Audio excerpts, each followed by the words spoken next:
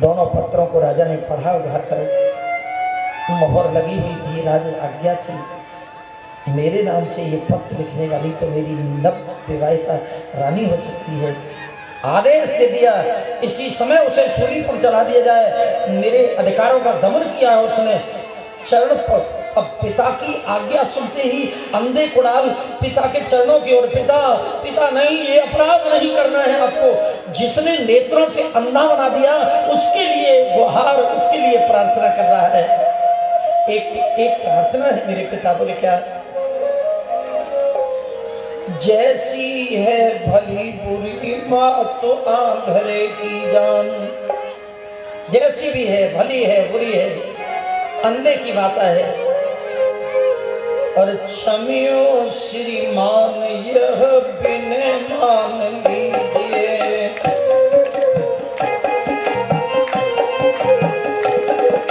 क्षमियो श्रीमान यह बिने मान लीजिए। क्षमा है, क्षमा कर दीजिएगा। मैं तो अनाथ हो गया हूँ, सब विध अनाथ, या दीन दुखी बालक को। राधे, सब विध अनाथ या दीन दुखी बालक को।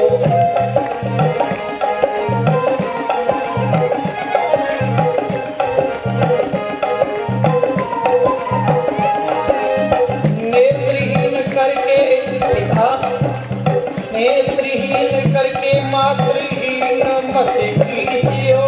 नेत्रहीन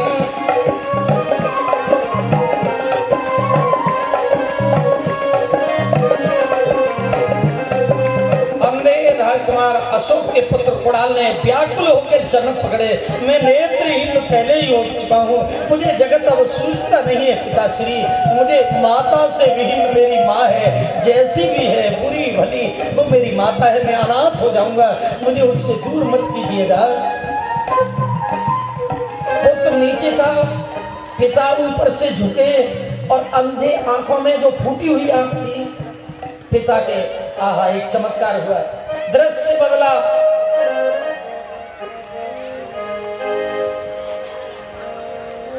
सुत कुड़ाल ने जब सुने प्रेम भरे ये बैन, गदगद हुए राजा झुके, भरे आए दो नैन।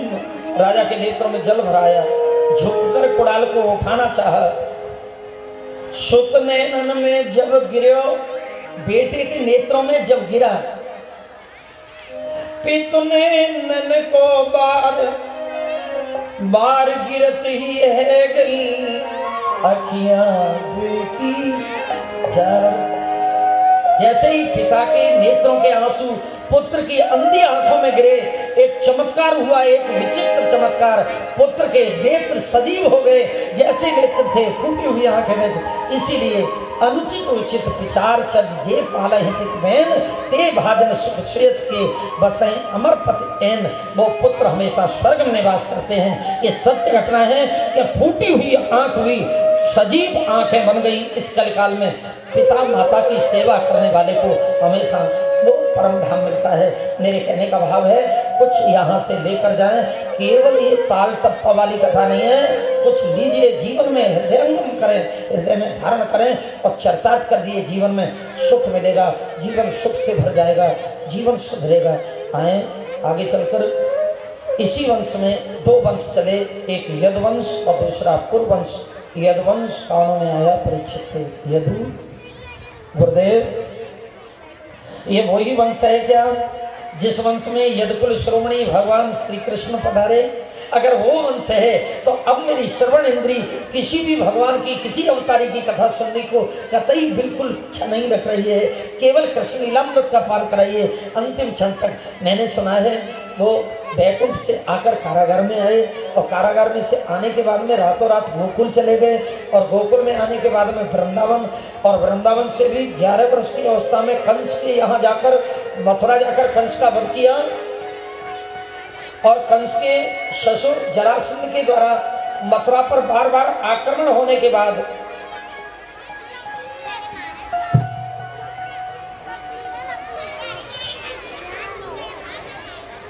आक्रमण के कारण आक्रांत होकर भगवान श्री कृष्ण मथुरा को छोड़कर रणछोड़ बनकर द्वारिका चले गए। द्वारिका में जाकर भगवान ने बहुत सारे विवाह किए। मुझे ऐसा ज्ञात है प्रभु, गुरुजी से चेला बोल रहा है, परीक्षित बोल रहे हैं ये बात, और मैं प्रभु मैंने सुना है कि वो परम वेदन के बाद में बहेलिया सही तो वो स्वराम भी गए। एवं निशम्य भृगुनंदन साधवादम भया से कहा अथ भगवान विष्णुरातम। अब यहाँ घटना घटित हो रही, ये कथा का विचित्र मोड़ है, ध्यान दीजिएगा। एवं निशम्य मतलब समाधि लग गई। किसकी समाधि लगेगी? सामने वाला जो कथा सुनना है वो कथा कह रहा है। जो कथा सुखदेव जी को परीक्षित को सुनानी चाहिए वो परीक्षित सुखदेव जी को सुना गया। ये सारी कथा तो मुझे सुनानी चाहिए थी, द्वारिका और विवाह और ये तो चेला, ये तो सुनने वाला सुना रहा है, तुमने क्या सुना? एवं समाधि लग गई। और समाधि लग गई तो कथा कौन सुनाए? कौन सुनाए ज्यादा? और कथा नहीं सुनाएगा तो तक्षक काटेगा और भागवत झूठी हो जाएगी। चिंता परमात्मा को होने लगी। इसीलिए यहाँ अत भगवान विष्णुरातम, विष्णुनाथ है परीक्षित, भगवान स्वयं परमात्मा ही परीक्षित को कथा सुनाने लगे। ये 10वें स्कंद की कथा सुखदेव जी की वाणी नहीं, ये तो स्वयं परमात्मा की वाणी है। ये गोविंद का अधरामृत है।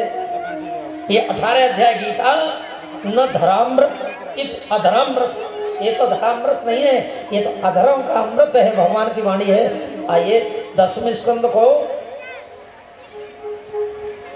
भगवान का हृदय बताया। हृदय, ये डॉक्टर भी कहते हैं हृदय के 2 पार्ट होते हैं। 10वें स्कंद भी एक पार्ट में नहीं है, इसको भी 2 पार्ट में निवेदन किया गया है। 10वें स्कंद पूर्वार्ध और 10वें स्कंद उत्तरार्ध, ये हृदय के 2 पार्ट हैं। और इसी में पंच प्राण भी है। रास पंचाध्यायी की कथा जो कल निवेदन की जाएगी, कल तो नहीं परसों ही आएगा नंबर, कल कहाँ से आएगा? बढ़िया, ये रास पंचाध्यायी बहुत सुंदर सी कथा है। ये पंच प्राणों की कथा है। लेकिन हमारे यहाँ रसिक संत वृंदावन में तो दसम को कुछ और कहते हैं। बोले भागवत का दसम और भागवत का खसम, सीधी सीधी बात है। राजा है, उसका मालिक है। भागवत का मालिक है 10वें स्कंद, ये 10वें स्कंद तो राजा है। और 10वें स्कंद की कथा को जो स्वयं परमात्मा ने निवेदन किया, और क्यों नहीं करता? भगवान हमेशा रूप, लीला, धाम और नाम के साथ नित्य पक्षपात करता है। वो हमेशा पक्षपात, वो अपने नाम को गिरने नहीं देता, अपनी लीला को गिरने नहीं देता, अपने धाम को गिरने नहीं देता, अपनी कथा को नहीं गिरने देता। रूप, भगवान सोचने लगे अब कौन कथा सुनाए, और कथा नहीं सुनाई तो गड़बड़ हो जाएगा सब। परीक्षित को तक्षक काटेगा और परीक्षित अधोगति में चला जाएगा तो भागवत की महत्ता गिर जाएगी। अब तो मुझे ही आना चाहिए। यहाँ भगवान कथा सुनाने लगे। एक घटना और सत्य घटना बता दूं, कल काल की। यही एक भक्ता का नाम सुना होगा आपने, जनाबाई। एक बार, ये समकालीन संत हैं कबीर और नामदेव। नामदेव से एक बार कबीर ने कहा, बोले एक ऐसी भारत भूमि पर एक भक्त रहती है, एक संत है तो स्त्री, लेकिन उसका दर्शन करने से कबीर ने कहा, नामदेव पाप कट जाते हैं। दर्शन करने चलोगे? बोले थोड़े दिन ध्यान मूड, क्या करना है? दर्शन कर लो, ऐसे संत का दर्शन करने से निहाल हो जाएंगे। नामदेव और कबीर दोनों जनाबाई की कुटिया पर दर्शन करने के लिए गए। तो जनाबाई की कुटिया पर जैसे ही पहुंचे तो पड़ोसन से झगड़ा हो रहा। किसका? जनाबाई का। बाकी चोटी बाकी हाथ में, बाकी चोटी बाकी। और ऐसे ऐसे श्लोक पढ़े, राधे बोलो साहब, देवियों में झगड़े हो तब गाली दो, ऐसी विचित्र गालियां। नामदेव ने तो कानों में उंगली दी, कबीर कहाँ ले आए? भजन करते, ध्यान करते, कुछ करते, क्रिया होती, यहाँ तो झगड़ा ही झगड़ा है। जब संत दोनों वापस लौटने लगे, जनाबाई ने व्याकुल होकर चरण पकड़े, बोले बाबा बाबा मेरा झगड़ा ऐसे नहीं है। बोले क्यों है? बोले मेरी विट्ठल की सेवा होती मेरे यहाँ, विट्ठल विट्ठल विट्ठल की सेवा करती हूँ, लेकिन विट्ठल की सेवा में मैं तो छाना कंडा गर्म करके और उस पर भोग लगाती विट्ठल का, लेकिन मेरी इस पड़ोसन रांड ने सारे कंडा चुरा लिए हैं। राधे बोल। कंडा जानते हो? कंडे छाना सब चुरा ले गई ये पड़ोसन। अब मेरे विट्ठल भूखा है, तुम बताओ झगड़ा नहीं करूं क्या करूं? अब एक गांव में एक जगह स्त्रियां रहती हैं तो एक जैसे ही कंडे का डाई होता है, डाई एक जैसे ही कंडे बनाती है सब गांव की। अब उसका बंटवारा कैसे हो? कबीर ने कहा, बोले फिर मैं तेरे कंडे को पहचानूंगी कैसे? पहचानूंगा कैसे? बोले बाबा बाबा मेरे कंडे में से विट्ठल विट्ठल विट्ठल विट्ठल की स्वर लहरी आती है। नामदेव बोला, बोले कि जी तो पागल खुद है, पागल बना देगी। अरे जड़ कंडे में कहीं विट्ठल का नाम उच्चारण होगा? कबीर ने कहा, देखने में कुछ आता है क्या?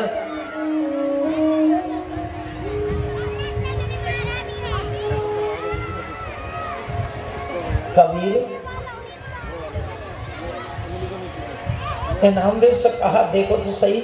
एक कंडा कान से लगाया, दूसरा लगाया, तीसरा लगाया, चौथा लगाया, कोई आवाज नहीं है। बोले पागल हो गया है। नामदेव ने कहा, आप भी लगा के देख लो, शायद। जैसे ही कबीर ने पहला कंडा कान से लगाया, आवाज आने लगी साहब।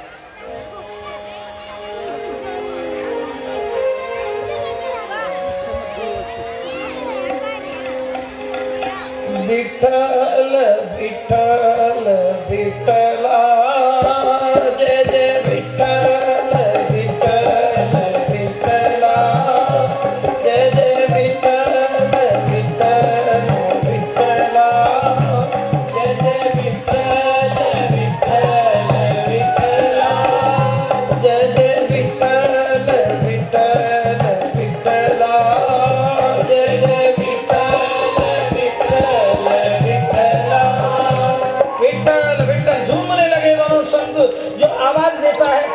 जनाबाई की ओर, और जो नहीं आवाज देता है वो पड़ोसी की ओर डाल देते हैं। सारा बंटवारा कर दिया। विट्ठल विट्ठल कहने वाले सारे छाना साढ़े कंडा ले जाकर जनाबाई की कुटिया में रख दिए। फैसला हो गया। अब जनाबाई ने चरण पकड़े, बोले बाबा मेरी कुटिया पावन वही संत पधारे द्वार, बाबा कुछ प्रसादी मेरे यहाँ पाके जलपान करके जाना। और आज परीक्षित कुछ उसके घर में नहीं था। एक मुट्ठी बिना पिसे हुए सत्तू, सत्तू जानते हो? हमने खाया, अब बड़े लोग नहीं खाते हैं और हम तो खा लेते हैं। ब्रेकफास्ट सबसे अच्छा होता था पहले सत्तू का। गांव में चकाचक तली रहती थी, चकाचक हो, कोल्ड ड्रिंक पीने की जरूरत नहीं, सत्तू। हाँ सत्तू थे बिना पिसे हुए। चकिया को साफ किया, बाबा से कहा, बोले थोड़ी प्रतीक्षा करियो बाबा, मेरे जलपान को स्वीकार करियो। बाबा तो बिठा दिए बाहर। चकिया को साफ किया, पीसत पाषाण पत्थर से पीसने लगी और एक हाथ से उसमें अनाज के दाने डाल दिए। पीसत पाषाण भगवान के भक्तन हेतु, प्रीति और प्रतीत से गोविंद गुण गावे, प्रीति और प्रतीत से गोविंद गुण गावे, प्रीति और प्रतीत से गोविंद गुण गावे, प्रीति और प्रतीत से गोविंद गुण गावे, प्रीति और प्रतीत से गोविंद गुण गावे। देखिए मेरी कुछ माताएं ऐसी विराजी हैं यहाँ जिन्होंने चकिया चलाई अपने हाथ से, और चकिया चलाने वाली भैया कोई भी चुप नहीं रही, चुप रह ही नहीं सकती चलाते समय। गाना आए या ना आए, गाना चाहिए। करेगी वो जरूर, वो गुनगुनाती रहेगी। और गोविंद का गुणगान गा रही है, चल रही है चकिया।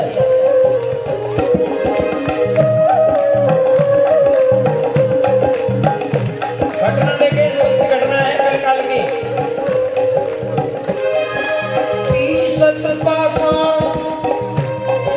भगवान के भक्तन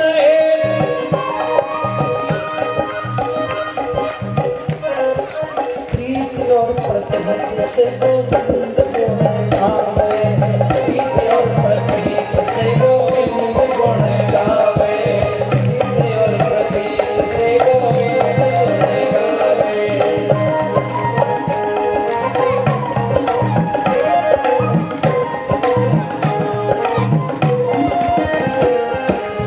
देखें गोविंद गीत गावत गावत जैना,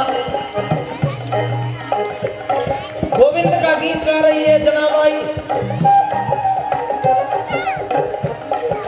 देखें गोविंद गीत गावत गावत जना,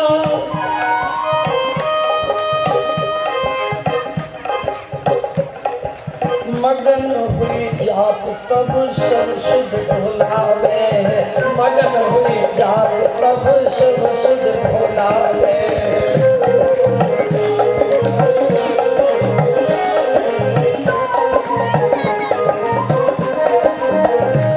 भगवान के नाम में इतनी डूब गई, इतनी मगन हो गई कि अध्यास मिट गया, डूब गई। वो है हरे कीर्तन, हरे कीर्तन, हरे कीर्तन केवलम कलौ नास्तैव, नास्तैव, नास्तैव गतिरन्यथा।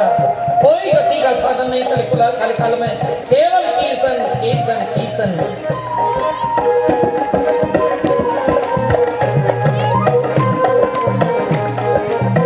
जाति तब सब सुध भुलावे, मगन हुई।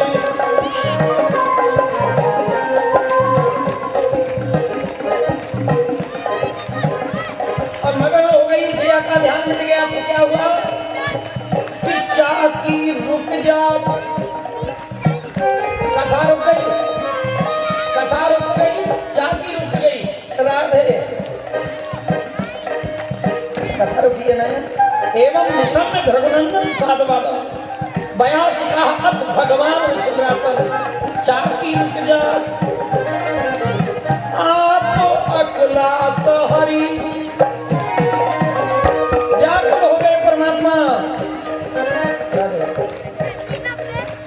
देर भई जात, देर हो गई है, देर भई जात भक्त भोजन न पावे, देर भई जात भक्त भोजन न पावे।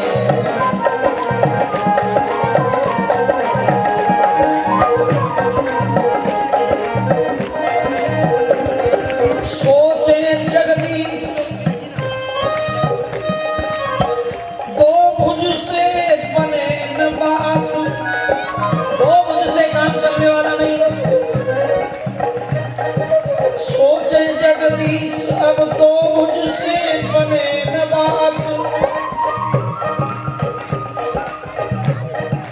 बन के चतुर्भुज आप चाकी चलावे, बन के चतुर्भुज आप चाकी चलावे, बन के चतुर्भुज आप चाकी चलावे, बन के चतुर्भुज आप चाकी चलावे, बन के आप चाकी चलावे, चतुर्भुज आप चाकी चलावे।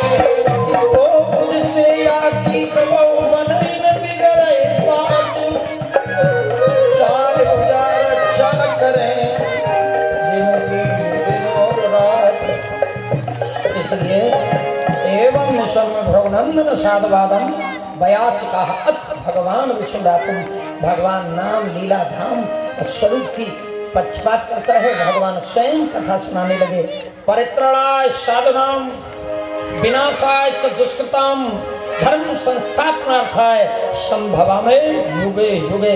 भगवान के इस धराधाम पर परीक्षित आने के 3 प्रयोजन, साधुओं का, भक्तों का परित्राण करने, दुष्टों का श्रृंगार करने और धर्म की संस्थापना करने के लिए भगवान का अवतार होता है। उस समय मथुरा के राजा हैं उग्रसेन। उग्रसेन के छोटे भाई हैं देवक। तो देवक की एक कन्या है जिसका नाम है देवकी। और देवकी के लिए बटेश्वर महाराज सूरसेन के बेटे वसुदेव जी को विवाह तय कर दिया। सूरसेन जी महाराज बहुत सुंदर बारात लेकर मथुरा आए, आगमनी की गई, उतारा दे दिया गया और यहाँ लाकर बहुत सुंदर मंडप दिया। मंडप में बिठाला, देवकी के साथ में वसुदेव जी महाराज का विवाह हुआ। और केवल देवकी का ही विवाह नहीं हुआ, देवकी के साथ में उसकी 6 बहन और थी, उनको भी विवाहित कर दिया। सहदेवा, शांति देवा, देव रक्षिता, श्रीदेवी सनेमा वाली भी देवकी एते च सर्वे वसुदेवो विवाहिताः। वसुदेव जी को विवाहित की, लेकिन कंस इसका चचेरा भाई है, देवकी से बहुत स्नेह करता है। देवकी को उसकी ससुराल छोड़ने जा रहा था, राशि रथ पर बिठाकर मथुरा से थोड़ी ही दूर इस यात्रा को गए हुए हुआ कि आकाशवाणी होने लगी। आकाश महाराज बोलने लगे, अरे मंदबुद्धि कंस, बड़ी खुशियों के साथ जिसको छोड़ने जा रहा है, इसका 8वां पुत्र तेरा काल होगा, काल होगा, काल होगा।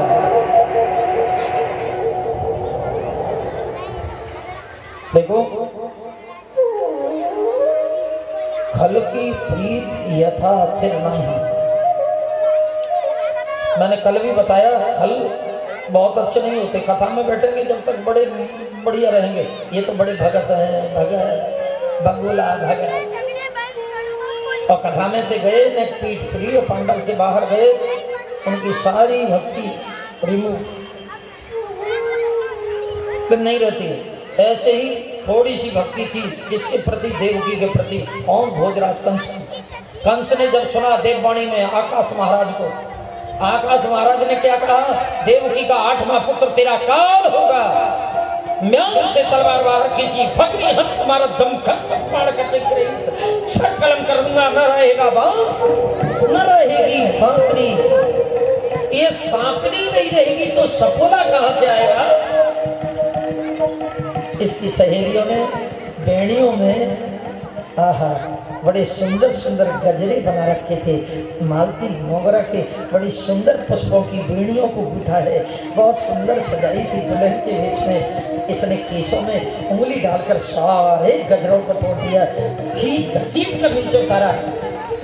वसुदेव जी ने कहा, मेरी पत्नी की इस समय वर्तमान में मुझे रक्षा करनी चाहिए। ये दुष्ट बोले, भोजराज, वीर और वीर पुरुषों को अबला पर हाथ उठाते शोभा नहीं देती। आप तो वीर हैं। आपको मैं एक बात बताऊं, आकाश महाराज की वाणी को मैंने भी सुना है, लेकिन एक बात बताएं, मैं तुम्हें वचन देता हूं, देवकी का जीवन मुझे कर्ज रूप में दे दीजिए। इसकी जो संतान होगी किस्त के रूप में मैं आपको वचन देता हूं, अदा करता रहूंगा। और कंस ने फिर देवकी को दंड तो नहीं दिया, लेकिन छोड़ा भी नहीं, अपने ही पिता की कारागार में लाकर उसको बंद करा दिया। बहन और बहने को पिता ने कहा, बोले बेटे, वैसे तो तू समझदार है, तुझे ज़्यादा समझाने की जरूरत नहीं है, लेकिन पुत्र एक बात बहुत अच्छी नहीं है, तूने अपने बहन बहनोई को देखो, अभी उनका दाम्पत्य जीवन जुड़ा नहीं और उससे पहले ही तुम्हें दंड दिया है। बेटे, अपने के साथ में ऐसा व्यवहार ठीक नहीं होता। बोले बुड्ढे, राधे बोलना पड़ेगा, पिताजी से बोलता है, तू मरेगा नहीं तो मुझे ऐसा लगता है मैं कभी राजा नहीं बनूंगा। ये मुकुट मथुरा का मुझे दे दे उग्रसेन, ये मुझे दे दे। मुझे देता है कि मुझे स्वयं लेना पड़ेगा? राजा ने कहा, मैं ही देता हूँ। पिता से अगर इतने ऊंचे स्वर में और आंखें काढ़ कर कोई बात करे तो समझ लेना चाहिए किसी न किसी को कि इसमें कोई चक्कर पड़ गया है। राधे बोलना पड़ेगा। इसमें पिता का रक्त नहीं है, किसी और जगह का रक्त है। और ऐसा ही था, बिल्कुल ऐसा ही था। ये उग्रसेन जी का नहीं था, केवल नाम था। और गलती कहां से हुई? उग्रसेन की पत्नी से। माता के दोष के कारण संतान गड़बड़ पैदा होती है, इसमें कोई राय नहीं है। और मैंने एक दिन पहले भी निवेदन किया, आज पुनः इस अंतर कथा को निवेदन कर रहा हूँ। एक बार श्रावण का महीना था, हरियाली अमावस्या आई। हरियाली अमावस्या के दिन उग्रसेन जी का साला आया अपनी बहन माया को लेने के लिए। उग्रसेन की पत्नी और कंस की मैया का नाम क्या है? माया। भैया आयो मोए लिवावे में पियर को जाऊंगी सियावर रामचंद्र की जो मैं मल्हार सुनाइए लगा।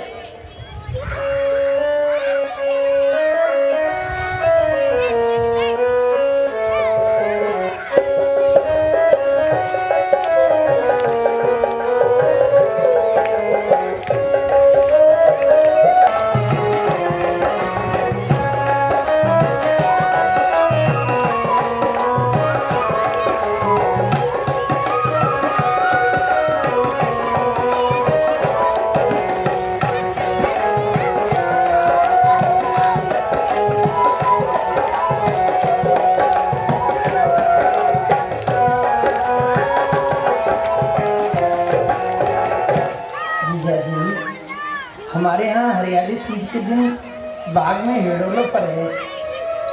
पिताजी ने कहा है कि जीजाजी से विनम्र निवेदन प्रयोजी जी को लेके आ जाइए। आप कहो तो मैं जीजी। अरे क्या बात कर रहे हो? हाँ, मैंने सब साधन जुटा दिया है, बहन को लेके जाओ। माया को लेकर वो चला गया, लेकिन मेरी माताएं करबद्ध निवेदन है कुछ लेकर जाइएगा। आर्ट ऑफ लिविंग भागवत जीने की कला सिखाती है और उससे कुछ लेकर जाना चाहिए, जीवन सुधरता है। मायके में जाकर 16 श्रृंगार करती है माया।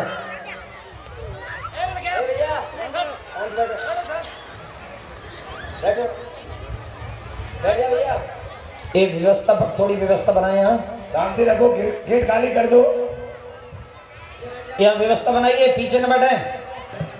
का भेष बनाकर ये झूलने के लिए गई श्रृंगार करके अपने हिडोले पर। कुबेर का अनुचर आया, द्रोणलकाम का दैत्य कुबेर का बेटा था। बड़े लोगों के बेटे बिगड़ जाते हैं, पैसे के कारण मदान तो ये बिगड़ गया और ये भेष बना के आया और इसके सतीत्व को नष्ट किया। शाप देने लगी, बोले अब तेरा साथ प्रभावी नहीं होगा देवी, मेरा आशीर्वाद ले जाइए, विश्व पर भारी होगा। और वो ही बेटा कंस बन के जन्म लिया। ये कुबेर के पुत्र का बेटा था। मेरे कहने का आशय ये है, मेरी माताएं ध्यान दें, मायके में कभी श्रृंगार स्त्री को नहीं करना चाहिए, ये शास्त्र निषेध करता है। स्त्री को कभी मायके में श्रृंगार नहीं करना चाहिए। अब भारतवर्ष का एक दुर्भाग्य और है, टीवी में देखने के बाद में संस्कृति पाश्चात्य बहुत पैर पसार चुकी है। अब दुर्भाग्य हमारे देश का, अविवाहित कन्या विद्यालय में श्रृंगार करके जाती है। साहब, वेशभूषा बदल गया, देश का पहराव ओढ़ाम में परिवर्तन हो गया। क्या हो गया है इस देश का? लज्जा आती है देखने में। ध्यान रखें, थोड़ा अपनी भारतीय संस्कृति को बनाए रखें, सभ्यता को, ऋषियों की मर्यादा में, शास्त्रों में जिए, संसार में जीने की आवश्यकता नहीं है। बहुत ध्यान रखें, श्रृंगार करना चाहिए सौभाग्यवती स्त्री को। और कभी श्रृंगार स्वयं न करे तो पति को अपने पत्नी का बिठाल कर श्रृंगार कर देना चाहिए। ये रामायण का लेख है। राम जी ने स्वयं सीता का श्रृंगार किया, लेकिन पति को छोड़कर पत्नी को कभी श्रृंगार नहीं करना चाहिए। पति ही श्रृंगार है उसका।